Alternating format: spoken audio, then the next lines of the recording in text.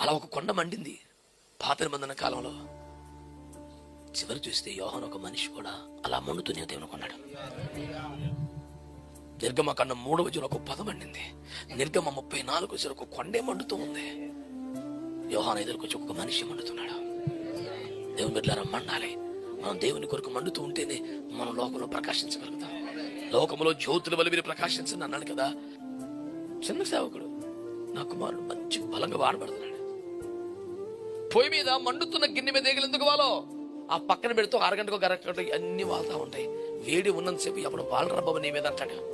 దేవునికి స్తోత్రం చెప్పండి. పద్దాకి శోధన, పద్దాకి ఆశ, పద్దాకి దరిద్రం ఎందుకు వస్తుంది? నీకంటే చల్లారిపోయావు నువ్వు. దేవుని కొరకు మండుతున్న వ్యక్తి ఎప్పుడు నిత్యం ఆత్మతో ఉంటే, అభిషేకంతో ఉంటే, అన్య భాషల ద్వారా నువ్వు లోపల వ్యక్తిగతంగా నువ్వు దేవుని మహిమపరుస్తున్న వ్యక్తి అయితే ఆ మంట ఎప్పటికీ కారణివ్వకుండా నువ్వు చూసుకుంటున్న భక్తి సాధన నీకుంటే ఏ ఎగవాలుతుంది మీద పద్దాకి ఆశలు చేతని, కొరుకులు చేతని, బాబాయ్ తట్టుకోలేకపోతాను, శోధనలు చేత ఎందుకు చల్లారిపోతే పరిస్థితి.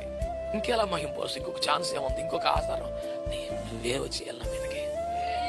దేవుడు ఉన్న చోటుకి వెళ్తేనే దీవించబడుతున్నామే. దేవుని వాక్యం వింటేనే దీవించబడుతున్నామే. దేవుని ఆత్మ కలిగిన ఒక దైవజనుడు నెత్తి మీద చేయబెడితే దీవించబడుతున్నాం అనుకుంటున్నామే. నేనే దేవుని కలిగిన వ్యక్తినైతే, నేనే మోసుకెళ్ళే వ్యక్తినైతే, నేనే దేవుని కొరకు మండగలిగితే ఆ అనుభవం ఎలా ఉంటుంది? ఈ ఆశతో బతుకుదాం.